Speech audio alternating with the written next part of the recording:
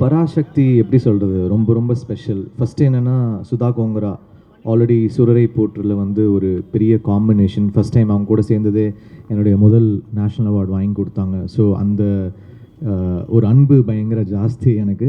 அப்படி அதுக்கு முன்னாடியே நாங்கள் வந்து எப்படி சொல்கிறது, ஒரு ஒரு ப்ரோ சிஸ் அந்த மாதிரி ஒரு ஃப்ரெண்ட் அவங்க. அண்ட் கிட்டத்தட்ட அவங்கள எனக்கு என் ஃபஸ்ட்டு படம் நான் மியூசிக் பண்ண டைம்லேருந்தே எனக்கு அவங்கள தெரியும். அவங்க மணி சார்கிட்ட ஏடியாக இருந்தாங்க, நான் வந்து ரேமான் சார்கிட்ட ஏடியாக இருந்தேன். அப்போத்துலேருந்து என்னோடய ஃப்ரெண்ட் அவங்க. So well wisher.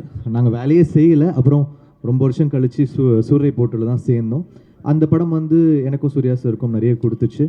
அதுக்கப்புறம் திருப்பி அது ஒரு எப்படி சொல்கிறது, ஒரு நன்றி கடன் சொல்லலாம். பராசக்தி வந்து எனக்கு வந்து அதனால் என்னுடைய 100வது வந்து நான் அவங்க கூட ஒர்க் பண்ணணும் அப்படின்னு நான் நினச்சேன். அண்ட் கரெக்டாக அது அமைஞ்சுது. பராசக்தி வந்து was my 100th film. So first காரணம் சுதா.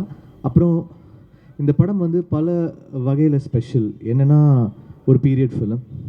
அதுக்கப்புறம் வந்து மியூசிக்காக 60s உடைய அந்த எசன்ஸை வந்து கொண்டு வரும்.